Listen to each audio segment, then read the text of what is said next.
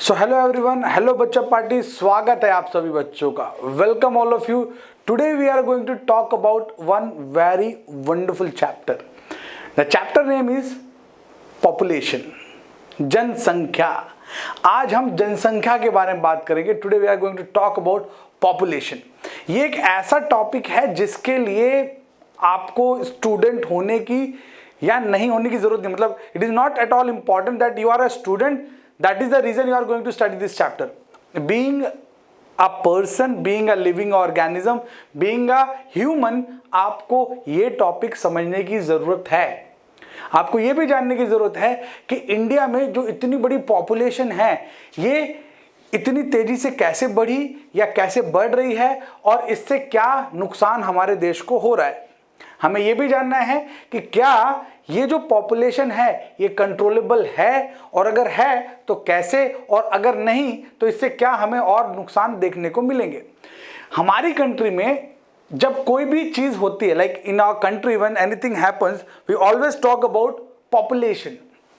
Like government used to say, due to massive population in our country, it is very difficult to immunize or to vaccinate each and every individual. हमारे देश में vaccination जब हुआ तो vaccination में काफ़ी समय लगा। ऑल्दो गवर्नमेंट ने बहुत मेहनत की, बहुत जोर मारा, और फिर भी हमने एक डिसेंट अमाउंट अचीव कर लिया। हमारे देश में अगर कोई बीमारी भी होती है तो जैसे अभी कोरोना के टाइम पे लाखों लोगों की डेथ हुई हमारे देश में। अभी we are close to that third wave, ठीक है। सो जितनी तेजी से ये कोरोना की वेव आती है और जितनी तेजी से हमारे देश में लोगों की डेथ हो रही है, तो भी हमारे देश की पॉपुलेशन में ज्यादा कमी नहीं आ रही है। यस और नो? सो आखिर है क्या पॉपुलेशन, या ये कैसे डेंजरस है, और हम पूरे वर्ल्ड में कहाँ स्टैंड करते हैं पॉपुलेशन के टर्म्स में। कुछ इंटरेस्टिंग चीजें आपको बताता हूं। कुछ इंटरेस्टिंग चीजें इसलिए because you will get mesmerized to know that India contain almost 2.4% of the total population of the world. लगभग 2.5% पूरे वर्ल्ड का पॉपुलेशन केवल इंडिया में है। इंडिया सेकंड पॉपुलेटेड कंट्री है। चाइना को हमने अभी भी हम चाइना से पीछे हैं इस मामले में, और चाहते भी हैं कि हमेशा पीछे रहें, लेकिन यस, इस मामले में हमें पीछे रहना ही ठीक है, क्योंकि China is the most populated country in the world. Okay, number one. Number two, yes, we are the second populated country, but if we talk about density wise, like एक particular जगह पर, एक particular zone या location पर अगर हम देखें कितनी population present है, तो India is the highly dense and populated country. बहुत dense, मतलब जैसे आप मुंबई में आ जाओ तो लंबे लंबे आपको इमारतें मिल जाएंगी, और उन लंबी लंबी इमारतों में एक इमारत है, एक building. In one building there are almost 20 to 25 stories, okay, and in each story, each level, there are at least 8 to 10 flats. So that means in a building there are almost 250 flats, and if there are average 4 people residing in a flat, average एक flat में मान लो average 4 लोग रहते हैं, husband wife और बच्चा बच्ची, है ना, या जो भी 4 बच्चों की या 4 लोगों की फैमिली है, ठीक है, एक फ्लैट में, तो all an average there are 1000 people residing. क्यों? 250 फ्लैट है और 4 कर दो, तो मतलब एक छोटी सी जगह में एक बड़ी सी बिल्डिंग खींच दी और वहां 1000 लोग रह रहे हैं। और मुंबई में ऐसे ढेरों बहुत सारे बिल्डिंग्स का पूरा जाल है, इसलिए कहते भी हैं बिल्डिंग्स का जंगल है मुंबई। तो ये कई जगह हो रहा है आजकल। आप देखोगे कि बिल्डिंग्स नोएडा, गुड़गांव, दिल्ली, हरियाणा, पंजाब, सूरत, वडोदरा, बैंगलोर, हैदराबाद, हर जगह आपको ऐसी बिल्डिंग्स मिल रही हैं। सो इंडिया में पॉपुलेशन बहुत है एंड डेंसिटी वाइज भी हमारी पॉपुलेशन बहुत ज्यादा है, ठीक है। सो हमने ये इंटरेस्टिंग फैक्ट समझा। इनफैक्ट एक और इंटरेस्टिंग फैक्ट है जो आपको पता चलेगा कि बाय 2045 तक हम चाइना को भी बीट कर देंगे पॉपुलेशन में, जिस हिसाब से हम बढ़ रहे हैं, ठीक है, हम तेजी से बढ़ रहे हैं। Let's talk about population growth. Population growth क्या है? Growth of population refers to the change in the number of inhabitants of a country or territory during a specific period of time. किसी भी जगह पर, किसी भी जगह, ठीक है, चाहे मुंबई हो, चाहे महाराष्ट्र की बात करें, दिल्ली की बात करें, कहीं की भी, किसी एक पर्टिकुलर एरिया में जो लोग पाए जाते हैं, वो वहाँ की पॉपुलेशन डिफाइन करते हैं। याद रखना, हम आगे जाके इमिग्रेंट्स और इमिग्रेंट्स दोनों की बात करेंगे। IM और EM दोनों में डिफरेंस है, क्या है मैं आपको समझाऊंगा, ठीक है। थोड़ा सा आपको दिमाग लगाना पड़ेगा, ठीक है। तो ये होगी population. Now the absolute number added each year और decade is the magnitude of increase. हर साल कितनी पॉपुलेशन बढ़ रही है, कितने लोग ऐड हो रहे हैं, या हर 10 साल में कितने लोग ऐड हो रहे हैं पूरी पॉपुलेशन में, इससे भी पॉपुलेशन का रेट पता चलता है कितनी तेजी से या कितने लोग बढ़ रहे हैं। फॉर एग्जांपल हमारे देश में ऑलमोस्ट 1.5 करोड़ के आसपास 16.5 मिलियन, 16.5 मिलियन मतलब 1,65,00,000 के आसपास लोग हर साल हमारे देश में बढ़ रहे हैं। समझ में आ रहा है? हर साल इतने लोगों की संख्या हमारे देश में स्टेडीली बढ़ी जा रही है on an average. The rate और the pace of the population increase in is the other important aspect. Rate मतलब, अब देखो मैंने बोला 1,65,00,000 अप्रोक्सीमेटली बढ़ रहे हैं, तो क्या कॉन्स्टेंटली 1,65,00,000 बढ़ रहे हैं? नहीं, there is a certain increase in these level. और हमारी कंट्री में ऑलमोस्ट 2% का इंक्रीज एवरी ईयर होता है। मतलब फॉर एग्जांपल अगर मैं कहता हूं कि 100 लोग थे, लेट्स एज्यूम कि this is 2022, this is 2022, in 2021 let's say there were 100 people born. ये आपको समझाने के लिए है, 100 लोग पैदा हुए 2021 में, तो 2022 में 2% बढ़ गए। मतलब अप्रोक्सीमेटली इस साल 2022 में 102 लोग पैदा हुए, 100 से 2% ज्यादा। फिर 2023 में जाएंगे तो फिर 2% बढ़ जाएगा, तो 2% बढ़ जाएगा तो हम लगभग 104 या 105 के आसपास पहुंचेंगे, मतलब सॉरी 204 या 205 हो जाएंगे, क्योंकि बढ़ता चला जा रहा है ना। एक 204 मतलब ये 2022 को भी जोड़ लिया मैंने, इसके लिए बोला, ठीक है। तो there is a study increase in the numbers of what 2%, approximate rate है। प्यारे बच्चों देखो, पॉपुलेशन के लिए कोई फिक्स पैरामीटर नहीं होता, मैं आपको बता दूं। आप कभी ये मत सोचना कि सर आप जो बता रहे हैं is it like we can make it a constant value. No, it is based on n number of variables. So हम एक approximate data की बात करेंगे। Whenever we talk about population, we always take an approximate data. हमेशा है ना, government भी इसी approximate data के नंबर को ही assume करके एक क्या करती है, probability create करती है। मैथ्स में एक टॉपिक रहता है probability, कि इतने इतने इतने इतने थे, इसी रेट से बढ़ रहे थे, तो अभी इतने इतने होने चाहिए, ठीक है। क्योंकि एक एक को मॉनिटर करना इतनी बड़ी कंट्री में पॉसिबल नहीं है, चाहे आप कितना भी रिसोर्सेज लगा दीजिए। India's population was be steadily increasing from 360 million in 1951। 360 million का मतलब है तकरीबन हम 35 से 36 करोड़ लोग थे बच्चों। कब? 1951 में, हमारी आज़ादी के बाद हम तकरीबन 35-36 करोड़ लोग थे। और 1028 मिलियन इन 2001, मतलब हमने 100 करोड़ पार कर लिया था। कब? 2001 में। मतलब सोचो, सोच के देखो थोड़ी देर के लिए कि हम जब आज़ादी के आसपास थे, जब आज़ादी हुई तो 35 करोड़ जनसंख्या थी, और तकरीबन 50 साल हमारे और ऐड कर दो तो उन 50 सालों में हमने तकरीबन 65 करोड़ पॉपुलेशन और पैदा कर दी। 65 crore, it's a big amount ना, ये सुनो, ठीक है। मतलब 2 फोल्ड्स बढ़ा दिया, 35 का डबल कर दो तो ऑलमोस्ट 2 फोल्ड्स हो गया। समझ में आ रही बात, ठीक है। इतनी तेजी से हमारे यहाँ हुआ। और देखो मैं बता दूं, गवर्नमेंट भी इसीलिए डर गई। देखो आपको समझना पड़ेगा, अगर हम 50 साल में 65 करोड़ जनसंख्या बढ़ा दिए तो गवर्नमेंट की तो एकदम टेंशन में आ गए भाई कि अब क्या करें। क्यों? क्योंकि जैसे पॉपुलेशन बढ़ता है, ठीक है, हर एक चीज अफेक्ट होती है।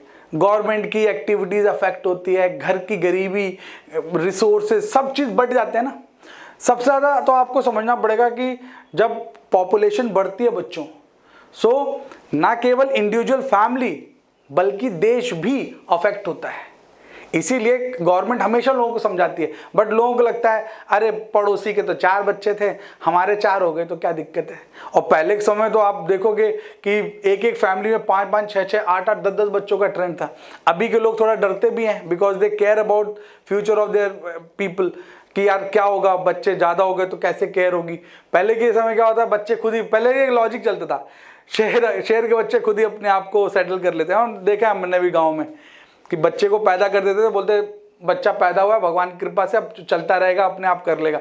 लेकिन अब क्या है, लोग थोड़े अवेयर हो गए, लोगों को लगता है यार नहीं, बच्चे अगर ज़्यादा रहेंगे तो उनकी केयर करना मुश्किल होगा, उनको सवाल पाना मुश्किल होगा। तो अब थोड़े ज़्यादा अवेयर हैं, इसलिए अभी थोड़ा रेट कम हुआ है। लेकिन मैं आपको बताऊंगा इंटरेस्टिंग फैक्ट कि लोगों को समझाने के लिए गवर्नमेंट को कितना मेहनत करना पड़ता है। ठीक है, तो देखो, population growth and natural imbalance. एक एग्जाम्पल समझिए, हमारे पास कोल एंड पेट्रोलियम है, they are fossil fuel, they are dig out from earth, so they are what, they are the fossil fuel ना, हम जमीन से निकालते हैं, जीवाश्म बोलते हैं उनको। या सुनो, अब आप इमेजिन कीजिए थोड़ी देर के लिए कि आपके पास फॉसिल फ्यूल है, डन, तो वो तो फिक्स है ना, फिक्स अमाउंट है। ऐसा तो है नहीं कि पहले मान लो 100 बच्चे या 100 लोग उसको यूज करते थे, अब 1000 लोग यूज कर रहे हैं। तो पहले क्या होता था, इसको ऐसे समझिए कि लेट्स से कि initially there was fossil fuel and let's say वो 1000 टन था, ठीक है, 1000 ton, and it was used by 1000 people. तो सबके हिस्से में 1 टन पर पर्सन आ रहा था। अब fossil fuel is again 1000 ton, लेकिन अब पॉपुलेशन कितनी होगी, let's say 1 lakh,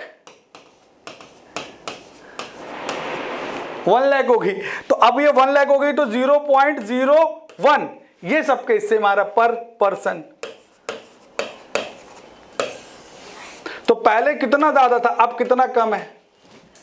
in short, ये the resources are limited, and yes, because they are limited and there is demand. Why there is demand? Because population बढ़ रही है, पॉपुलेशन बढ़ रही है तो सबको चाहिए। अरे हम गाड़ी खरीदेगा भैया, हम बड़ा होगा गाड़ी खरीदेगा, हम मोटरसाइकिल खरीदेगा, कार खरीदेगा, हवाई जहाज खरीदेगा, तो चलेगा काहे पे? पेट्रोल पे ना, डीजल पे चलेगा। कुछ कोई ना कोई फ्यूल तो चाहिए। फ्यूल कहाँ है? फ्यूल तो लिमिटेड है। इसी कारण क्या होता है कि आप देखो फ्यूल के प्राइसेस तेजी से बढ़ रहे हैं। वी यूजुअली से गवर्नमेंट ने पेट्रोल के रेट बढ़ा दिया। अब एक गवर्नमेंट घर पे थोड़ी ना बना रही है, इतनी जनसंख्या है, गवर्नमेंट तो खुद चाहती है। गवर्नमेंट कहती है भैया मत लो पेट्रोल, मत खरीदो पेट्रोल, प्लीज मत लो। तुम नहीं लोगे पेट्रोल तो हमें दूसरे से नहीं खरीदना पड़ेगा, किसी गल्फ कंट्री से। हम नहीं खरीदेंगे तो हमें उन्हें पैसे नहीं देने पड़ेंगे। तो गवर्नमेंट तो खुद बोलती है। इसलिए हमारी कंट्री में government is promoting electric vehicles. Guys please go and by electric vehicle, government give subsidies, please go and by electric vehicles. They give subsidy if you create something like wind mill आपने बना लिया या आपने solar panel use करना शुरू किया, government और पैसा देती है कि भैया तुम अपना खुद का जुगाड़ कर लो, घर पे ही लाइट पैदा कर लो, हमारे लिए सुकून है। क्यों? क्योंकि these are limited resources and population बहुत ज्यादा है, सबको चाहिए। शादी में लड़के को दहेज में गाड़ी चाहिए, चाहे खुद की औकात ना हो उस पर पेट्रोल डलाने की। अब वो क्या करेगा? भैया हमको तो चाहिए, घर वाले ने कहा चलो खरीद के, फिर वो गाड़ी पे रख के सब्जियां लेके यहाँ वहां घूम रहा है। प्लीज इन शब्दों को समझिए। ये पॉपुलेशन एक ऐसा टॉपिक है जो बहुत डिबेटफुल है, इतना डिबेटफुल है क्योंकि अभी देखो मैंने आपको इसकी बात की। अब देखो क्या होता है, ये सप्लाई और डिमांड का इम्बैलेंस है। सप्लाई बहुत कम होगी, डिमांड बहुत ज्यादा होगी, तो क्या होगा? महंगाई बढ़ गई तेजी से। देखो कॉन्सिक्वेंसेज ऑफ ओवर पॉपुलेशन क्या हो गया? सबसे पहला स्पेस, रहने को घर नहीं, छोटी छोटी बिल्डिंगें बना दी, भर भर के लोग रह गए, तो स्पेस। फूड सप्लाई, खाने को खाना नहीं है भैया, कैसे नहीं है खाने को खाना? अब पहले मोस्ट लोग वेजिटेरियंस होते थे, जितना भी ऑर्गेनिक फूडिंग होती थी लोग खा लेते थे और काम चल जाता था। पॉपुलेशन बढ़ गई तो लोगों ने फर्टिलाइजर्स, केमिकल डालना शुरू कर दिए ताकि ज़्यादा फसल हो, फिर भी सप्लाई नहीं हो रही, बहुत मैसिवली लोगों ने एनिमल्स को खाना शुरू कर दिया। आज के समय में पहले क्या होता था, अगर आप 20 साल पहले अपने पेरेंट्स से पूछेंगे तो लोग 90% वेजिटेरियन थे, only 10% were non vegetarian. Nowadays the ratio is getting very high. People are getting more non-vegetarians and there are getting less vegetarians people left. Pure vegetarians and pure non vegetarians की मैं बात कर रहा हूँ, ठीक है। तो खाने को भी नहीं है। पहले लोगों की डाइट अच्छी होती थी, एक आदमी को इतना मील मिलता था खाने के लिए, खाए जा रहे हैं, ना उनको डायबिटीज होती थी, ना हाइपरटेंशन होता, कुछ नहीं होता था। ठीक है, मैं आपको ये भी समझाऊंगा कि पॉपुलेशन कैसे लोगों की लाइफ को इम्फेक्ट करता है। तो ठीक है, तो पहले इतना टेंशन नहीं होता था कि लोगों को बात करनी है कि अरे शेयर मार्केट में क्या ऊपर नीचे हो रहा है, पेट्रोल के प्राइसेस में क्या ऊपर नीचे हो रहा है, अरे कोविड में दवाई मिलेगी कि नहीं मिलेगी, लोग सर्वाइव करेंगे कि नहीं करेंगे। पहले ऐसे स्ट्रेस नहीं होता था। People nowadays live in a bungalow, live in a flat, live in a massive areas, कोशिश करते हैं but they remain in stress. Why? Because they have to serve more and more people. समझ में आया? तो ये कैसे हो रहा है? पॉपुलेशन बहुत बड़ा इंपैक्ट क्रिएट करता है। हम गवर्नमेंट को कितना दोष देंगे? आप सोच के देखिए, गवर्नमेंट हमें खाना दे देगा, अनाज दे देगा, सब कुछ दे देगा। अरे भैया, गवर्नमेंट दे तो देगा, लेकिन कितने लोगों को दे देगा? 35, 40, 50, अरे 100 करोड़ इस समय गरीब लोग हो चुके हैं हमारे देश में। Due to Covid the number of poor people, those who were middle class, they are now lower middle class, and those who were lower middle class, they are now categorized in poor families. It is very difficult for them to get meal meal twice a day. 2 time का खाना मिलना भी उनके लिए मुश्किल हो रहा है। तो पहला ये हो गया फूड, पहला हो गया स्पेस, दूसरा हो गया फूड सप्लाई, तीसरा इज अनएम्प्लॉयमेंट। इंडिया में अनएम्प्लॉयमेंट इतना ज्यादा है बच्चों, इंजीनियर्स भी 10 से 15 हजार रुपए की जॉब करने को तैयार हो जाते हैं। सोचो, हमारे देश का इंजीनियर इतना ज्यादा खाली है कि उसको 10 से 15 हजार की जॉब भी आड़े वक्त में मिल जाती है तो वो करने को तैयार हो जाता है। हमारे देश में एक पोस्ट निकलती है, उसके लिए लाखों लोग अप्लाई कर देते हैं। मेरे को याद है, ये मैं मजाक नहीं कर रहा हूँ, very serious while saying these word. एक प्यून की जॉब निकली थी गवर्नमेंट की, मेरे को आज तक वो याद है, न्यूज़पेपर का। मेरे एक दोस्त ने मुझे भेजा था व्हाट्सएप पे, और वो भी उसने लिखा था कि देखो ये हमारे देश का हाल है। तो एक प्यून का जॉब था बच्चों, उसके लिए इंजीनियर्स ने भी अप्लाई किया था। Engineers applied for job of a peon, a government job where they can be sitting and like, government job यही होती ना, इसलिए तो अनएम्प्लॉयमेंट बहुत ज्यादा है। आप कितना भी पढ़ लिख लो, अरे भाई तुम अकेले थोड़ी ना पढ़े लिखे हो। पहले क्या होता था, हमारा लड़का डॉक्टर है, इंजीनियर है, तो कम लोग होते थे, पॉपुलेशन कम थी, तो पढ़ा लिखा आदमी मिल गया तो तुरंत जॉब लग जाती थी। आजकल क्या हो गया, हर आदमी लगभग डिग्री का बोझा लेके घूम रहा है। आजकल तो ऑनलाइन डिग्रीज भी मिलती हैं, अपग्रेड से ये ले लो सर्टिफिकेशन, वो ले लो certification. I was having a discussion in a forum and there was a person, he said कि nowadays people have certificates but they do not have any knowledge. लोगों को पास सर्टिफिकेट है बट नॉलेज नहीं है। लिंक्डइन पे कई लोग कनेक्ट होते हैं और अपने अपने विचार देते हैं।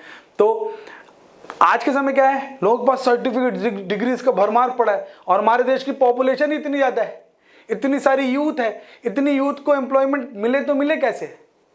समझ में? तो गवर्नमेंट कोशिश करके भी अनएम्प्लॉयमेंट को नहीं हटा पा रही ड्यू टू पॉपुलेशन। ठीक है, बाकी कंट्रीज में क्या होता है, इंडिया वाले जाते हैं तुरंत जॉब मिल जाती है। क्यों? उनकी जनसंख्या ही इतनी कम है। ठीक है, यहां से जाओ तुरंत जॉब पा जाते। क्यों? उनके यहाँ जनसंख्या कम है and they want people to work. Like see, most of the workers from India go to Dubai and Gulf countries. Yes, India के बहुत सारे वर्कर्स जो होते हैं ना, वर्कर्स, वो गल्फ कंट्रीज या दुबई वगैरह जाते हैं। क्यों जाते हैं? अरे वहां पे डेवलपमेंट का काम जोरों शोरों पर है और वहां जनसंख्या बहुत कम है। तो भैया वहां लोग चाहिए, तो इंडिया से और पाकिस्तान या ऐसी गरीब कंट्रियों से जाते। India is again a poor country, please मेरे शब्दों को नेगेटिव मत लीजिएगा, but yes, India is a poor country because इतनी पॉपुलेशन है। We are undeveloped country and reason is population. अगर हम सिर्फ रिसोर्सेस की बात करें तो इंडिया में सब कुछ अवेलेबल है। हमारे यहाँ पेट्रोल भी होता है, हमारे यहाँ सोना भी होता है, हमारे यहाँ हीरे भी मिलते हैं, सब कुछ होता है हमारे देश में। लेकिन इतनी पॉपुलेशन है कि डिमांड इतनी ज्यादा है और सप्लाई इतनी कम है, तो हम गरीब बने हुए हैं। समझ में आ रही है बात? सोचो, अमेरिका हमसे कितना आगे है, पॉपुलेशन हमसे कितनी कम है। समझ में आ रहा है कि नहीं? जैसे हमारे यहाँ एक कहावत चलती थी कि अगर आपके पास ये एक पेन है और इस एक पेन से 5 लोगों को लिखना है तो डिफिकल्ट काम है। एक पेन है और 5 लोग लिखने वाले हैं तो डिफिकल्ट काम है, किसी को मिलेगा कभी पेन, किसी को नहीं मिलेगा। लेकिन अगर एक ही पेन है और एक ही आदमी है तो हमेशा उसके पास ये पेन अवेलेबल रहेगा। सिमिलर केस है, पेन हो गया रिसोर्स और आदमी मतलब पॉपुलेशन। जितनी कम पॉपुलेशन होगी उतना ज़्यादा उस कंट्री के रिसोर्सेज अवेलेबल होंगे। Then next is education. Due to over population हमारे देश का एजुकेशन सिस्टम बहुत बुरी हालत पे है।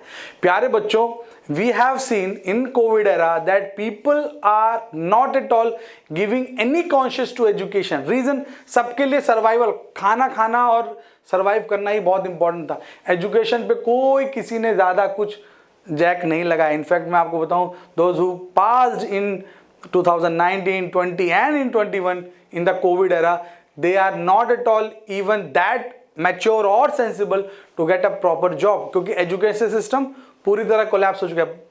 Nowadays kids hate to write anything, they love to watch anything, like you people are watching my video, but if I say guys keep or start making notes, आप लोग अरे सर कौन notes बनाए, ठीक है। तो हमारे देश का एक स्टैंडर्ड एजुकेशन जो सिस्टम था वो भी कोलैप्स हो जाता है due to population.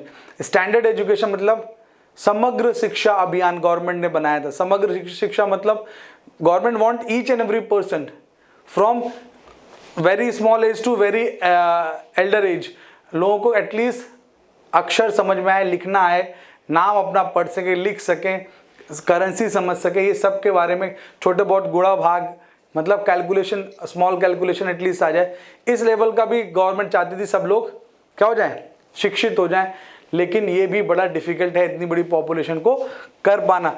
Next is pollution. Over population, over pollution. इतने सारे लोग सांस लेके भी छोड़ते हैं ना, तो CO2 इतनी सारी बढ़ जाती है। मजाक नहीं कर रहा, वेरी सीरियस। आप पॉपुलेशन बढ़ेगी तो घर चाहिए तो जंगलों को उड़ा देते हैं, जंगलों को काट डालते हैं। जंगल काट देंगे तो CO2 को खत्म करने वाले पेड़ बचते नहीं, क्योंकि CO2 को खत्म करना पेड़ों के लिए पेड़ ही कर सकते हैं। Trees are responsible for controlling the CO2।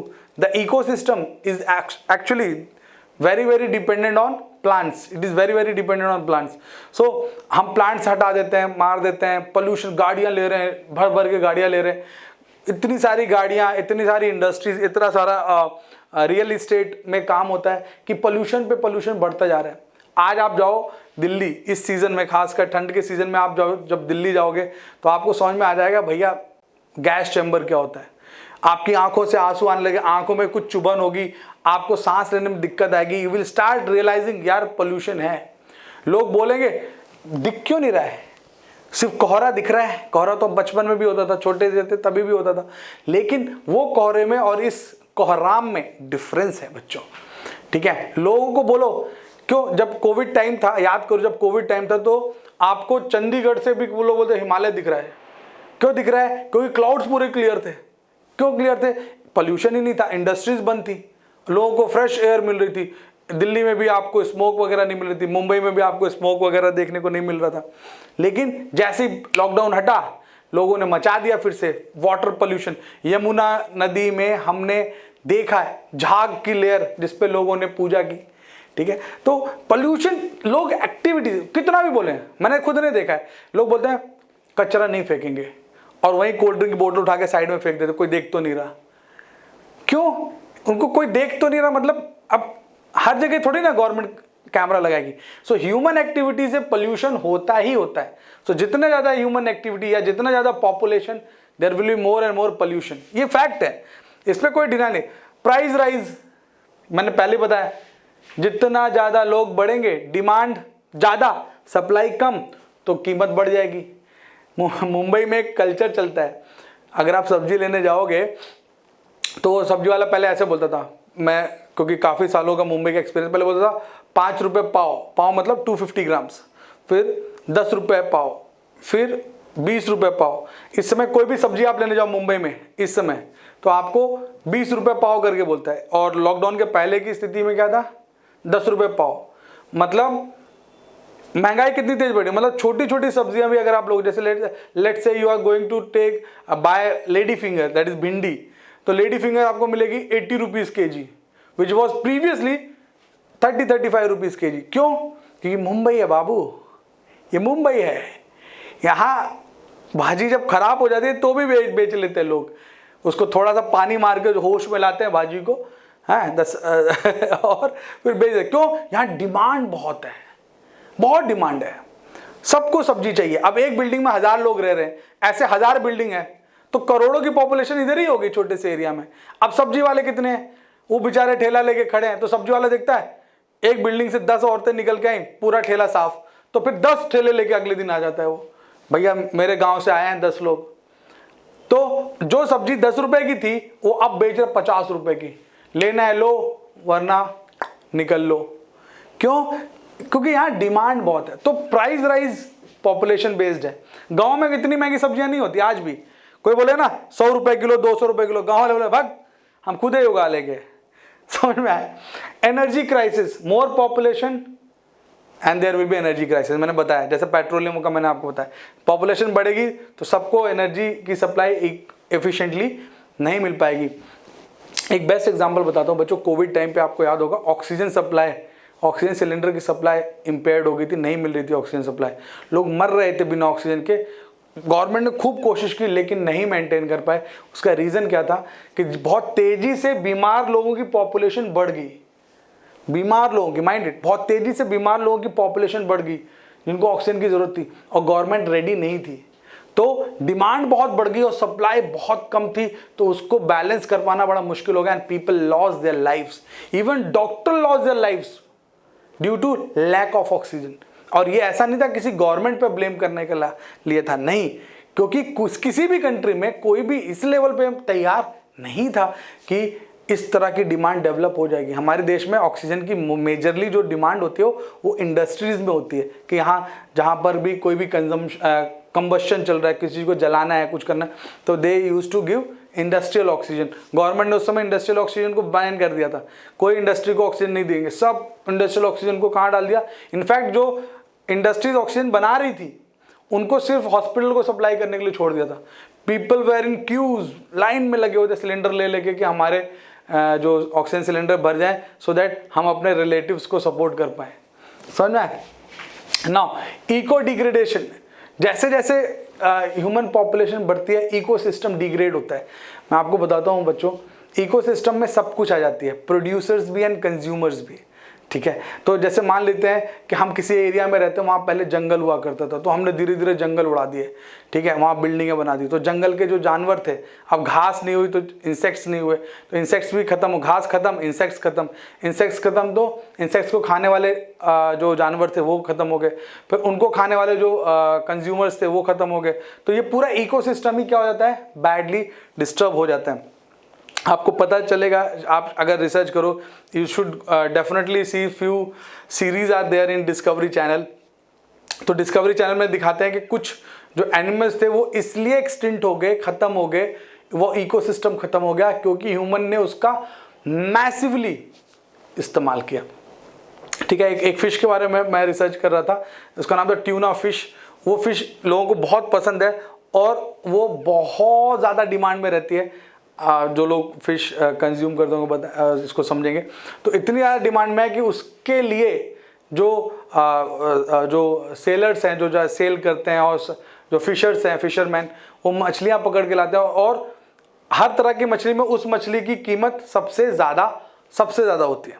समझ में आया बच्चा पार्टी बात? ये आपको ध्यान रखना है, ठीक है। तो अब बढ़ते हैं, बात करते हैं population and economic development. Population और इकोनॉमिक डेवलपमेंट शब्द समझो। इकोनॉमिक मतलब वाणिज्य, वाणिज्य मतलब पैसा, ठीक है। अब पॉपुलेशन बढ़ेगी तो क्या क्या होगा, देखो बड़ा मजा, ये बड़ा इंटरेस्टिंग चैप्टर। आप ये समझो, हर तरह से आप समझ सकते हो इस बात को कि जैसे जैसे पॉपुलेशन बढ़ रही है, it is creating huge impact on our life or our economy or our growth on our ecosystem. Everything is getting affected. See, an increased population necessities ever increasing investment in order to increase per capita income of the people and existing level of living standards of the rising population. मैं समझा देता हूँ, लोग पैदा हो रहे हैं, उनको प्रॉपर जिंदगी मिले, प्रॉपर सब कुछ मिले, इसलिए गवर्नमेंट को उनको खूब फंड करना पड़ता है, खूब पैसा डालना पड़ता है। अब अगर पैसा पूरा लोगों पे लग जाएगा तो ग्रोथ कैसे होगी भैया? सोचो सोचो। मैं आपको बड़ी इंटरेस्टिंग चीज बताता हूँ। The countries like India is having high birth rate and low average life expectancies, मतलब जनसंख्या तेजी से बढ़ रही है, बच्चों पे बच्चे पैदा हुआ जा रहे हैं, लेकिन जो एवरेज लाइफ होनी चाहिए उतना लोग नहीं जी पाते। क्यों? और उस पर भी क्या है, इंडिया में 0 से 14 ईयर के एज के जो बच्चे हैं, जो 14 साल तक के बच्चे हैं, 0 से 14 साल तक के बच्चे हैं, उनकी पॉपुलेशन हमारे देश में सबसे ज्यादा है। लगभग 40 से 42% सिर्फ वही बच्चे हैं। अब आप सोच के देखो, इसीलिए हमारे देश में क्या होता है कि अगर आप यूट्यूबर्स को देखोगे ना, तो ऐसे यूट्यूबर्स जो बच्चों के कंटेंट से डील करते हैं, कॉमेडी, फन, अनशंट बातें, स्लैग लैंग्वेजेस, वो यूट्यूबर ऐसे हिट होते हैं। क्यों हिट होते हैं? क्योंकि उनको देखने वाला जो व्यूअर है वो उतना सेंसिबल नहीं, क्योंकि बच्चा है। और जो लोग सिंसियर और सीरियस कंटेंट बनाते हैं उनके व्यूअर्स बहुत कम होते हैं, तो इसलिए they used to add entertainment nowadays. So in every aspect, even in news, even in information, even in sports, people are adding entertainment in between. क्यों? सभी ऑडियंस को कैप्चर करना है। तो कुल मिला के कहने का मतलब यह है कि जितनी तेजी से हमारे देश में जनसंख्या बढ़ रही है, और जितनी तेजी से हमारे देश में जनसंख्या बढ़ी, और जितने नॉन प्रोडक्टिव लोग हैं वो लगभग 42%। नॉन प्रोडक्टिव मतलब जिनका अभी हमारे देश के ग्रोथ में कोई इन्वॉल्वमेंट नहीं है, लेकिन यही बच्चे क्या होंगे, 5-10 साल बाद बड़े होंगे तो उनको सेंस आएगा तो क्या करेंगे, तो उनको और इवॉल्व किया जाएगा, उनको सिखाया जाएगा, भैया ये करो, ये मत करो, देश के लिए जरूरी है। मैं आपको एक इंटरेस्टिंग बात बताता हूँ बच्चों, ये जो मैं बात बोल रहा हूँ पूरी जिम्मेदारी से बोल रहा हूँ, and with entire sincerity I am saying this. Country like China, they have banned games like PUBG, and they have some very ethical games जिसमें वो बच्चों को बहुत सिंसियरिटी से अच्छी चीज़ें सिखाते हैं, but they have created such games for people of country India, जहाँ पर इतनी पॉपुलेशन है, बच्चे इतने इमेच्योर हैं, और वो उन गेम्स में रख के अपना समय भी बर्बाद करेंगे, अपना फ्यूचर भी बर्बाद करेंगे। उन गेम्स को खेल के बच्चे चिड़चिड़े होते हैं, उन गेम्स को खेल के बच्चे वायलेंट होते हैं, उन गेम्स को खेल के बच्चे इररिस्पॉन्सिबल बनते हैं। मैंने देखा है, बच्चे माँ बाप भेज देते हैं स्कूल्स में, कोचिंग्स में भेजते थे, बच्चे पीछे बैठ के PUBG गेम खेलते थे। क्या हुआ उन बच्चों का? आज बेरोजगार बैठे होंगे। तो किसी भी देश को अगर बर्बाद करना है तो उस देश के बच्चों को, उसके देश के यूथ को बर्बाद कर दो। और ये एक गेम होता है जो एक कंट्री लाइक चाइना, वो हमारे देश लाइक इंडिया पे इसका इंपैक्ट क्रिएट करता है। क्यों चाइना ऐसा क्यों करता है? क्योंकि चाइना के पास जो पॉपुलेशन है वो ज्यादातर ओल्ड एज लोग हैं। चाइना में 1 बच्चे की स्कीम थी, जब अब चाइना ने भी चेंज कर दिया, चाइना ने भी अब वापस 2 बच्चों की स्कीम चालू कर दी कि 2 बच्चे होने चाहिए। नहीं तो China was very very rigid, एक बच्चा ही होना चाहिए फैमिली में। तो चाइना की आज करंट सिचुएशन में जो पॉपुलेशन है वो मिडिल एज और हायर एज वाले लोग ज्यादातर हैं, मतलब 35-40 और अबव वाली एज के लोग बहुत ज्यादा हैं इस समय चाइना में। जबकि इंडिया में 14 से लेकर 24 साल की एज के लोग या 30 साल की एज के लोग बहुत ज्यादा हैं, और this is the most productive age actually. ये मैं आपको जानबूझ के बताया इस लेक्चर के बीच में, ताकि आप समझ जाएं कि जो गेम्स जैसे गवर्नमेंट क्यों बैन करना चाहती थी, और भी रीजन रहे होंगे, लेकिन गवर्नमेंट सबको समझ में आता है यार, ये है ना, ये एक स्ट्रैटेजी है, ये एक प्लान है to distract people of our country. हमारे देश में बच्चों को PUBG से रोक दो। मैंने कितने वीडियो देखे हैं कि एक पेरेंट ने बच्चों को PUBG के लिए रोक दिया, बच्चे ने सुसाइड कर लिया। बच्चा खेल रहा था, पेरेंट ने फोन रख दिया, सुसाइड कर लिया। बच्चे ने फोन रख दिया, उसने माँ के सिर पे हैमर मार दिया। लो, बच्चे ऐसे नहीं थे हमारे देश में, लेकिन ये हो गए। ये मैं आपको इसलिए भी बताया ताकि आप समझ सकें कि जैसे जैसे एज हमारे देश में, जब बच्चा 18-20 साल का होता है तो लोगों को समझ में आता है कि हाँ यार अब थोड़ा सेंस आ गया। लेकिन 20 साल या उससे पहले की उम्र के लोग होते हैं, जो 14 से 16 और 14 से 20 साल की जो एज है ना, ये सबसे ज़्यादा खतरनाक एज हो जाती है। क्यों? ये तूफान होता है इनके दिमाग में, लेकिन इनको जब रास्ता नहीं मिलता ना तो दे मोस्टली बिकम डिस्ट्रक्टिव। ठीक है, मैं आपको जानबूझ के ज्ञान दिया। आई रियली होप कि आप ये वाला टॉपिक समझ गए हो। ठीक है, rapid growth of population decrease the per capita availability और capital which in turns decreases the productivity. अब आप समझिए कि पर कैपिटा मतलब है हर व्यक्ति की इनकम। पिताजी मान लेते हैं 10,000 रुपये कमाते हैं, इसको एग्जाम्पल समझाता हूँ। पहले हस्बैंड वाइफ थे, 10,000 रुपये कमा रहे थे, आराम जिंदगी चल रही थी। फिर एक बच्चा पैदा हुआ तो अब वो 10,000 3 लोगों में बंटने लगा। ठीक है, बच्चे को कपड़े चाहिए, डायपर चाहिए, वैक्सीनेशन चाहिए, हेल्थ केयर, एजुकेशन। ठीक है, फिर 2 बच्चे हो गए। पिताजी 10,000 से मान लो 12,000 में चले गए, लेकिन अब 4 लोगों में बट रहा है। जब 10,000 था तो 2 लोग थे, तो पर पर्सन कितना आ रहा था 5,000 ईच, ठीक है। फिर जब 3 बच्चे हो गए, जब टोटल 3 लोग हो गए, एक बच्चा आ गया घर में, तो मान लो फादर की इनकम 10 से बढ़ के 12,000 होगी, लेकिन पर पर्सन कितना आ रहा था 5,000 डिक्रीज हो गए 4,000।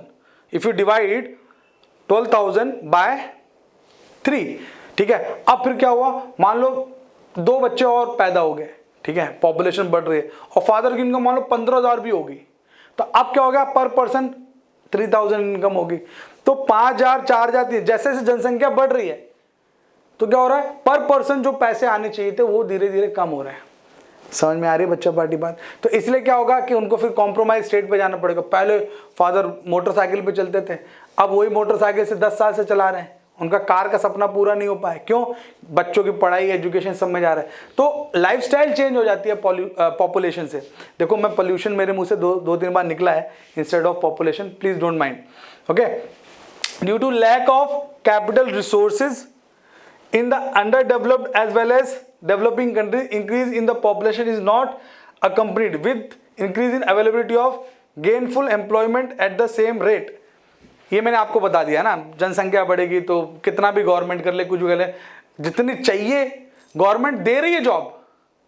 अब कितना गवर्नमेंट मान लो 100 की जगह 200 जॉब कर दी, लोग बोलते हैं ना जॉब नहीं मिल रही, गवर्नमेंट ने बोला 100 वैकेंसी नहीं, हम 200 वैकेंसी निकाले हैं।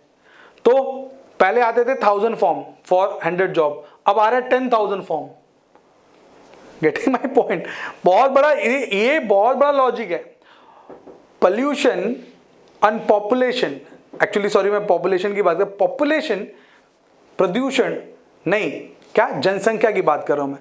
तो जो जनसंख्या है इसने लगा रखी है पूरे देश की, कितने भी लोगों के लिए वैकेंसी निकाल दो, हमेशा 10 वैकेंसी के लिए 1000 लोग अप्लाई करते हैं। इतना बड़ा डेफिसिट है ना, इतना बड़ा कमी है कि लोग अनएम्प्लॉयड रहेंगे ही रहेंगे हमारे देश में।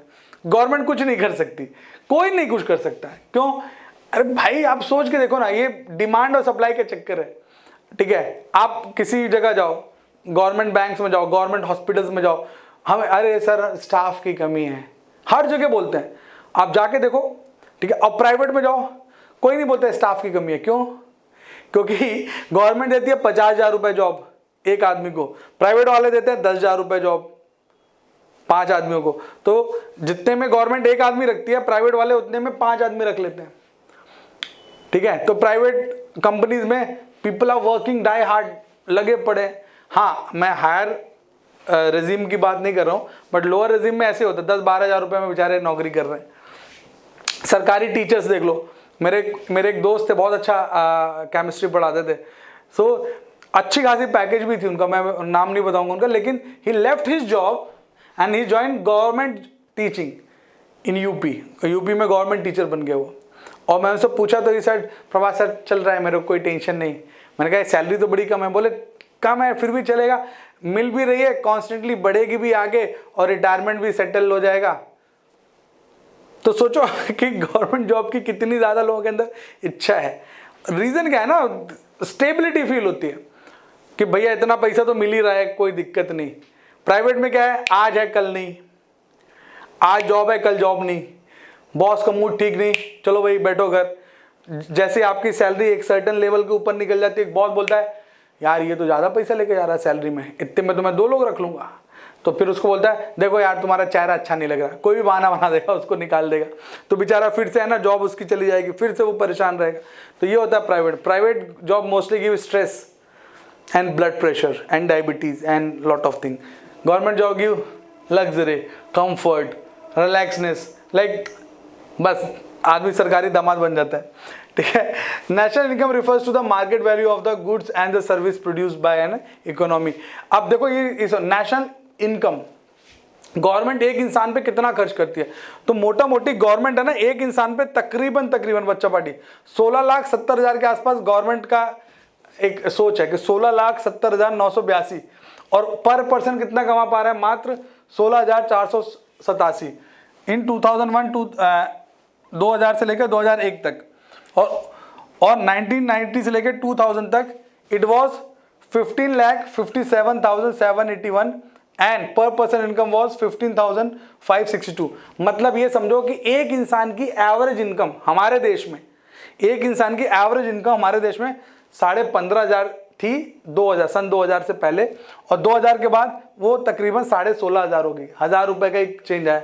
लेकिन गवर्नमेंट ने इन सब के लिए कि लोगों को हर चीज मिल जाए, पर पर्सन तकरीबन 16.5 लाख रुपए खर्च किए। तो सोचो गवर्नमेंट को कितना मेहनत करना पड़ रहा है और मिल लोगों को कितना कम रहा है। समझ में आया? आप इसको बहुत अच्छी तरह समझ सकते हैं। ये इसी कारण से आज के दिन अगर हमारे देश की पूरी पॉपुलेशन एक साथ एकजुट होकर डट जाए ना, ह्यूमन रिसोर्स बन जाए और एक ही काम में पूरा पोटेंशियल झोंक दे, सरकारी कर्मचारी भी इज्जत से और मेहनत से काम करे और प्राइवेट वाले भी ईमानदारी से काम करें, तो यही जो पॉपुलेशन है ना, ये अमेजिंग ह्यूमन रिसोर्स बन जाए और हम ऐसे लाइक दिस होता ना, आयरन मैन ऐसे करता है और दुनिया बदल जाती है, ऐसे ही ऐसे थानोस के जैसे हमने ऐसे किया और हमारा पूरा देश बदल जाएगा। आप गवर्नमेंट जॉब्स के लिए परेशान नहीं रहोगे और जो गवर्नमेंट जॉब में रहेंगे वो नाकारा नहीं रहेंगे, वो डट के मेहनत करेंगे। समझ में? मैं सभी गवर्नमेंट जॉब को नहीं बोल रहा हूँ, मोस्टली ऐसे आप बैंक में चले जाओ, SBI बैंक में जाओगे ना तो 1 बजे ही लंच हो जाता है और 2:30 बजे ही खुलता है फिर सीधे, और उसके आधे घंटे बाद बोल देते हैं आज का दिन खत्म। ठीक है, मैं मजाक नहीं कर रहा, वेरी सीरियस ऑन दिस। तो राइजिंग पॉपुलेशन ये बहुत ज़्यादा टेंशन वाली बात है। Now let's talk about constant development. Government को लगातार जैसे आप देखोगे हर साल एक बजट सेट करती है गवर्नमेंट, हर साल government an number of crore खर्च करती है, million and billions of people, and their requirement remains unchange. Requirement unchange रहती है लेकिन गवर्नमेंट हवा में खूब पैसा खर्च कर देती है। लोग हमेशा सोचते हैं कि यार बजट आया तो बोलेंगे कि इस बार का बजट 15 लाख करोड़ का है या 80 लाख करोड़ का है। लोग सोचते हैं अच्छा इतना पैसे का बजट है, जाता कहाँ है? ठीक है, अब सोचो पॉपुलेशन बढ़ रही है तो क्या होगा? रोड्स बनानी है, सीवेज प्लांट्स बनाने हैं, नालियाँ वगैरह बनानी है ताकि लोगों की लाइफस्टाइल इंप्रूव हो, हॉस्पिटल्स बनाने हैं, डॉक्टर्स वगैरह को ट्रेन करना है अच्छी तरह से, बिल्डिंग्स बनानी है, बहुत सारा काम करना है गवर्नमेंट को। हर साल गवर्नमेंट को ये करना पड़ता है, गवर्नमेंट को कांस्टेंट डेवलपमेंट पे लगा रहना पड़ता है। अब गवर्नमेंट पूरी तरह से डट के लगी है। अब आप सोचो हमने कहीं जंगल में पूरे पेड़ काट के 2-4 घर बना दिए, अब गवर्नमेंट को पता है कि यहाँ लोग रहते हैं तो धीरे धीरे गवर्नमेंट को वहाँ बिजली पहुँचानी है, पानी पहुँचाना है, रोड पहुँचानी है, तो कहाँ से आएगा पैसा? तो पूरा दिन रात गवर्नमेंट के पास यही प्लान, बच्चों को एजुकेट करना है। स्कूल्स पहले मान लो 50,000 थे, आपको जानकारी के लिए बता रहा हूँ, इस समय हमारे देश में 15 लाख से ज़्यादा स्कूल्स हैं, 15 लाख से ज़्यादा स्कूल, जिसमें 10 लाख केवल गवर्नमेंट स्कूल्स हैं और तकरीबन 5 लाख प्राइवेट स्कूल्स। बट उन 10 लाख में तकरीबन 10 करोड़ बच्चे पढ़ते हैं, नहीं 15 करोड़ बच्चे पढ़ते हैं। मैं ये कैलकुलेशन इसलिए बता रहा हूँ बिकॉज मैंने ये स्टडी किया था गूगल पे, आप खुद देख लेना। ठीक है, गवर्नमेंट के डेटा से बता रहा हूँ। तो 10 लाख स्कूल्स में तकरीबन 15 करोड़ बच्चे पढ़ते हैं, तकरीबन एक स्कूल में 150 बच्चे एवरेज अगर मैं बात करूँ तो। ये किसकी कहानी है बच्चों? ये गवर्नमेंट स्कूल्स की है। लेकिन गवर्नमेंट स्कूल्स में टीचर्स 1 मिलियन वैकेंसी है इस समय स्कूल्स में टीचर्स की, मतलब 10 लाख से ज़्यादा टीचर्स की पोस्ट वैकेंट है। इसका मतलब क्या हुआ? इसका मतलब ये हुआ बच्चों कि गवर्नमेंट को इन 10 लाख टीचर्स को हायर करना है, तब हर जगह टीचर्स पहुंचेंगे। अब इन 10 लाख टीचर्स को जब हायर करेगी गवर्नमेंट, तो अगर एक टीचर को एवरेज 50,000 भी सैलरी देती है, चलो 20,000 रुपये भी सैलरी देती है, तो एक बहुत बड़ा amount, somewhere close to 200 crore per month salary देनी पड़ेगी गवर्नमेंट को। तो गवर्नमेंट सोचती है यार चलन दो, अभी काम तो चल ही रहा है। भाई गवर्नमेंट अपना भी सोचेगी ना, तो कांस्टेंट डेवलपमेंट गवर्नमेंट को करना पड़ता है। क्यों? रोड बनानी है, पानी देना है, बिजली देना है, खाना देना है, इलाज देना है, एजुकेशन देना है, तो थोड़ा बहुत सब में कॉम्प्रोमाइज हो रहा है। क्यों? क्योंकि पॉपुलेशन बहुत तेजी से बढ़ रही है। समझ में आया बात? तो गवर्नमेंट के लिए ये एक फुल टाइम वर्क है। Now life quality, as we can see the population is very dangerous for a developing country like India.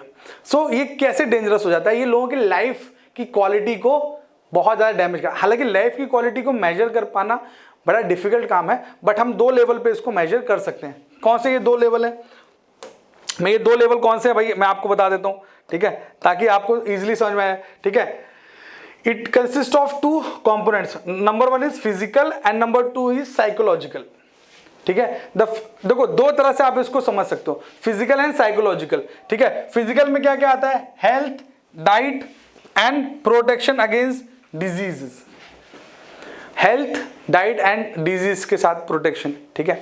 अब साइकोलॉजिकल में क्या आता है, stress, worry, pleasure and other positive and negative emotional states. अब आप एक छोटी जगह इमेजिन कीजिए, लेट से आप मुंबई में रहते हैं, तो मुंबई में सामने वाले बंदे के पास या जो लोग रहते हैं मुंबई में, एक एक फ्लैट, मुंबई का एक एक फ्लैट, अगर वो एक 1 BHK फ्लैट में भी रह रहा है तो it cost somewhere close to 1 CR, 1 crore. समझिए इस बात को, इसको समझना बहुत जरूरी है। 1 करोड़ का फ्लैट में वो बंदा रहता है, अगर 1 BHK है तो भी, फिर उसकी EMI चल रही है 70,000। उसने 1 करोड़ का लोन लिया था घर लेने के लिए, घर उसका अभी नहीं हुआ, अभी बैंक का है, तो 70,000 रुपये, 80,000 रुपये उसको EMI देनी पड़ रही है। 80,000 रुपये EMI दे रहा है, मान लो वो 1.5 लाख रुपये कमाता है, तो 80,000 EMI में चली गई, फिर 10,000 बाई लेके चली गई, फिर 10,000 बिजली वाला लेके चला गया, फिर प्रॉपर्टी टैक्स का चला गया, फिर सोसाइटी मेंटेनेंस का चला गया, फिर बच्चों की पढ़ाई का चला गया, फिर उसकी गाड़ी का EMI चली गई, तो पता चला बंदा पा तो 1.5 लाख रुपये रहा है। कितना रुपए, 1.5 लाख रुपए, लेकिन स्ट्रेस में है, वरी में है, चिंता में। क्यों? क्योंकि खर्चे 1.5 लाख से ज्यादा के हैं। अब वो क्या करेंगे, तो टेंशन में है। समझ में आ रही बात? ये होता है। तो पॉपुलेशन ज्यादा, अगर मान लो पॉपुलेशन ज्यादा नहीं होती तो इतनी डिमांड नहीं होती, तो जो ये 1 करोड़ का फ्लैट है, जो ये 1 करोड़ का फ्लैट है, ये मिलता है 10 लाख रुपए में। भाई 10 लाख रुपए में 1 BHK फ्लैट हर जगह मिलते हैं, बहुत देश के हर कोने में, कई जगहों पे आज भी मिल जाते हैं, है ना, मुंबई में। लेकिन वो 10 लाख का फ्लैट 1 करोड़ कैसे हुआ? क्योंकि यहाँ पर पॉपुलेशन बहुत ज्यादा, सबको एक छत चाहिए रहने के लिए, एक घर चाहिए रहने के लिए। मुंबई में आता है एक ही सपना, तो काश मेरा मुंबई में घर हो, तो डिमांड बन गई, घर हो, तो डिमांड के लिए सप्लाई वाले भी आ गए, हाँ हम घर देंगे। और जब घर देंगे तो पैसा लेंगे, और पैसा लेंगे तो स्ट्रेस देंगे, यस और नो? तो वो स्ट्रेस आ जाता है। मेरे एक फ्रेंड थे, उन्होंने एक डायलॉग चिपकाया था, if you do not love your job, just take a home and start EMI, okay, then from the next day start loving your job. मतलब अगर आपको अपनी जॉब से प्यार नहीं है तो आप एक लोन ले लो, एक घर खरीद लो, उसके ऊपर लोन ले लो, और आपको अपनी जॉब से प्यार हो जाएगा। क्यों? क्योंकि जॉब गई, जिंदगी की लग गई। समझ में आई बात? तो ये बहुत सिंपल सा लॉजिक है प्यारे बच्चों। ये एक कांस्टेंट वरी, स्ट्रेस ये मिलता है खासकर ऐसी जगहों पे जहां पे बहुत ज्यादा तेजी से डेवलपमेंट हो रहा है। गांव में ऐसा होता है क्या?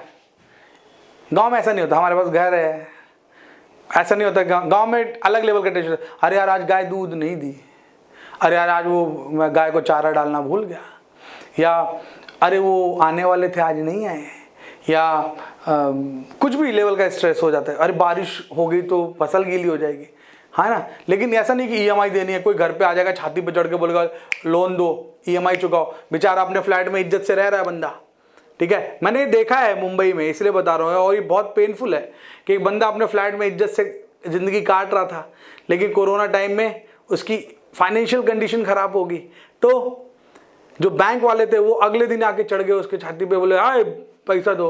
वो बोलता है सर अभी नहीं है जॉब, अभी थोड़ी गड़बड़ चल रही है, हम नहीं जानते, जब नहीं औकात है तो क्यों लेते हो। 10 बातें सुना के चले गए उस बंदे को, वो बंदा और स्ट्रेस में। लिटरली ये मेरे जहाँ मैं रहता था मुंबई में, अभी तो दूसरी जगह रहता हूँ, तो उनके साथ ऐसा हुआ, and that person was like, वो नजरें नहीं मिला पा रहा था, ठीक है। तो ये हमारे देश में होता है कि आपने क्या कर दिया, आपको क्या है, स्ट्रेस, गिल्ट, रिग्रेट, यही चल रहा है। अब इसको कोई कैसे नापेगा, स्ट्रेस कैसे नापा जाता है? एक बॉस है, कंपनी का बॉस, ऑफिस के अंदर एंटर करता है तो उसको ये स्ट्रेस है कि यार मेरे एम्प्लॉयज को मुझे सैलरी देनी है, इनके बाल बच्चे हैं, इनका पढ़ाई, इनका, तो बॉस स्ट्रेस में है। और एम्प्लॉयज को क्या लगता है, बॉस काम करा रहा है, काम का स्ट्रेस है। तो हर आदमी स्ट्रेस, गिल्ट, रिग्रेट्स में घूम रहा है भाई, ठीक है। क्योंकि बॉस ऐसे थोड़ी ना बॉस बना है, वो बॉस बनने के लिए वो उस लेवल को क्रॉस किया कि हाँ यार मैं अपने लोगों की केयर करूं ताकि ये लोग भी अच्छी लाइफस्टाइल जिए। सेम ऐसा होता है जो हमारे देश के पंत प्रधान है, प्रधानमंत्री होते हैं, इनको भी यही सोचना पड़ता है कि यार लोगों की लाइफस्टाइल चेंज हो, लोगों का एटीट्यूड, लोग लोग है ना खुशी जिंदगी जिए, लेकिन इस चक्कर में वो भी स्ट्रेस में है, लोग भी स्ट्रेस में है। और इसका रीजन क्या है? पॉपुलेशन। ठीक है, मैं बार बार आपको ये समझा रहा हूँ। आप बच्चे बोलोगे सर आप अजीब जादू करो, ले दे के घुमा फिरा के बाद पॉपुलेशन पे लेके आ जाते हो। Now let's discuss some important point, birth rate and mortality rate. Birth rate क्या है? The number of per 1000 individual of a population per year is called birth rate. मतलब एक साल में कितनी बच्चे पैदा हुए 1000 के हिसाब से। ठीक है, तो जितने बच्चे, जैसे 1000 लोग रहते हैं, मान लो जैसे मैंने बिल्डिंग की बताया ना, एक बिल्डिंग मान लो 1000 लोग रह रहे हैं, और वहां पे 5 बच्चे पैदा हुए साल भर में, तो बर्थ रेट क्या होगा? 5%। Got it? ओके, क्लियर ना? 1000 लोगों में कितना, तो इस हिसाब से बढ़, 1000 के हिसाब से बढ़ रहा है। यहाँ पे परसेंटेज 100 के हिसाब से मत कैलकुलेट करना। 100 लोगों में कितना, सॉरी 1000 लोगों में कितना। सेम डेथ रेट भी है कि 1000 लोगों में से कितने एक साल में निपट गए। ठीक है, फिर dispersal, the movement of majority of individual from the population और into the population at one or other time during their life cycle। एक जगह से दूसरी जगह कितने लोग विस्थापित हो रहे हैं, कितने लोग आ रहे हैं या कितने लोग जा रहे हैं, पूरे का जो रिकॉर्ड होता है वो डिस्पर्सल कहलाता है। कि कितने लोग, जैसे पहले पॉपुलेशन 100 थी, अभी 50 लोग ऐड हो गए, 150 हो गई, फिर 25 चले गए तो 125 हो गई, ऐसा ये चेंज होता रहता है। फिर इमिग्रेशन एंड इमिग्रेशन, ये दोनों एक साथ समझ जाओ। पहले immigration, IMMI, entry of certain, entry आना, इमिग्रेशन है ना, entry of certain individual of same species into a area outside is called what? बाहर से किसी का अंदर आना। लोग इमिग्रेट हो गए, इंडिया आ गए, है ना।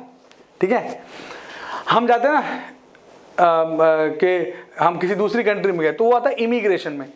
डिपार्चर ऑफ इंडिविजुअल, जाना, individual of same species, same species Homo sapiens ना, सेम स्पीशीज है, from a area of outside is called immigration. बाहर जाना इमिग्रेशन, अंदर आना इमिग्रेशन। समझ में आया बात? ये बहुत जरूरी था। नेक्स्ट, पॉपुलेशन कैसे पता चलती है कितनी पॉपुलेशन है? तो पॉपुलेशन किस पे डिपेंड करेगी? बर्थ पे। ठीक है, तो बर्थ रेट प्लस इमिग्रेशन, कितने लोग पैदा हुए और कितने लोग आए, और यहां माइनस का साइन आना चाहिए, और ये डेथ प्लस इमिग्रेशन, कितने लोग निपट गए और कितने लोग चले गए।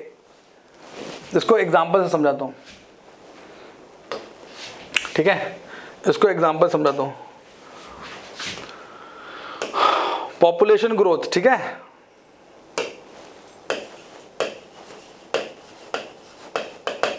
Population growth. अब इसको समझाने के लिए मान लेते हैं कि पहले 1000 लोग थे, पहले 1000 लोग थे और 20 लोगों का बर्थ हुआ और 30 लोग इमिग्रेट हुए, तो टोटल कितना हो गया? ये हो गया 1050। ये पहले पॉपुलेशन थी, 20 लोग पैदा हुए और 30 लोग इमिग्रेट हुए, आ गए।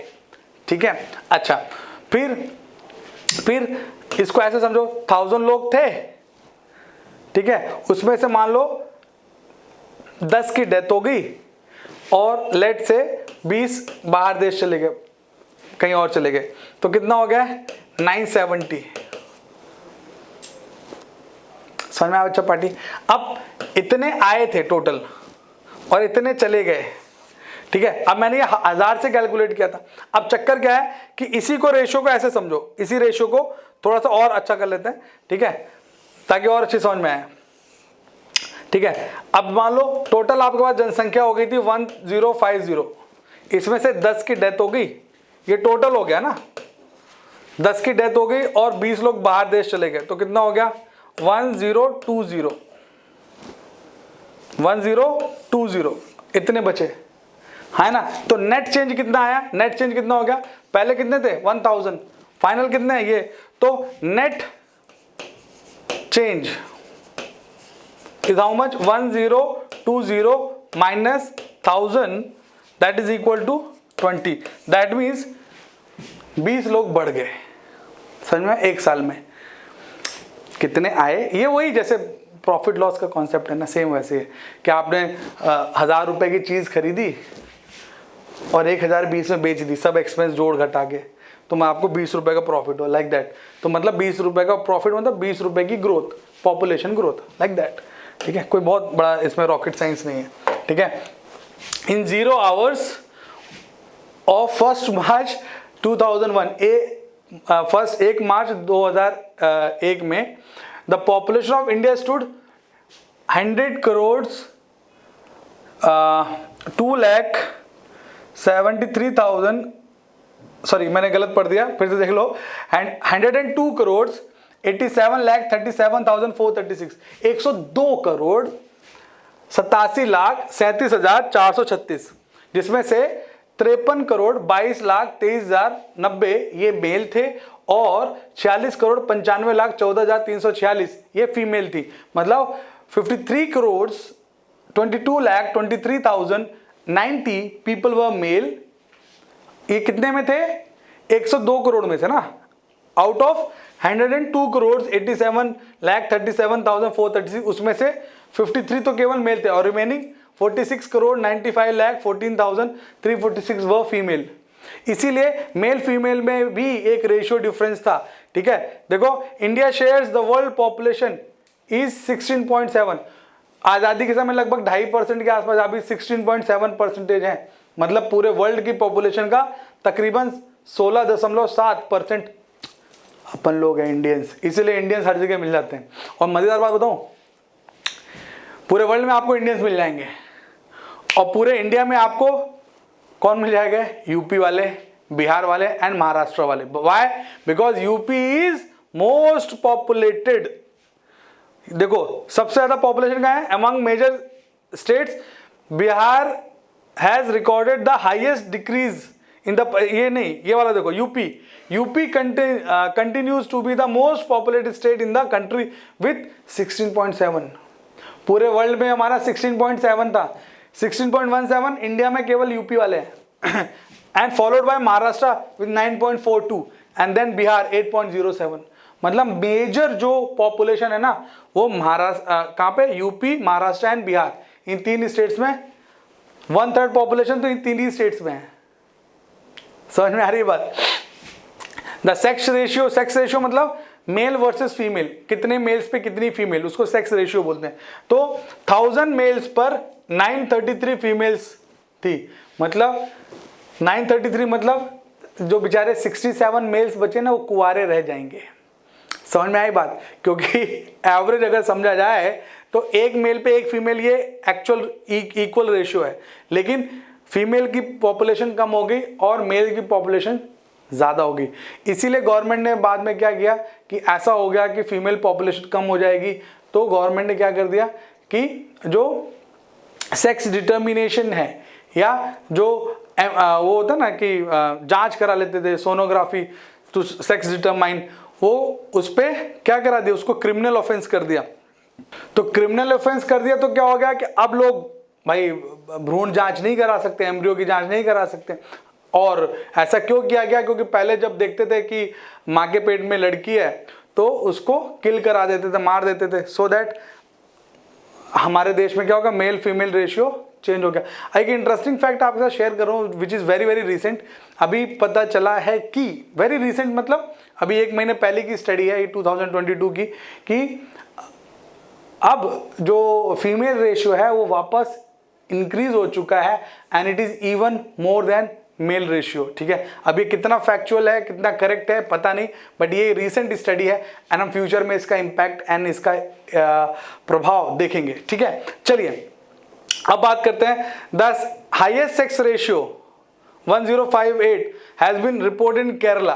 केरला में सबसे ज्यादा फीमेल्स हैं और हरियाणा है सबसे कम 861। हरियाणा में 1000 मेल्स पर केवल 861 फीमेल्स हैं, जबकि केरला में 1000 मेल्स पर 1058 फीमेल्स हैं। समझ में आया बच्चा party? Next, the corresponding figure of literacy rates for male and female are 75.3 and 53.7। 75% के आसपास मेल पढ़े लिखे हैं और मात्र 53.7% females are literate. So guys, on this way we are just done with the chapter of population.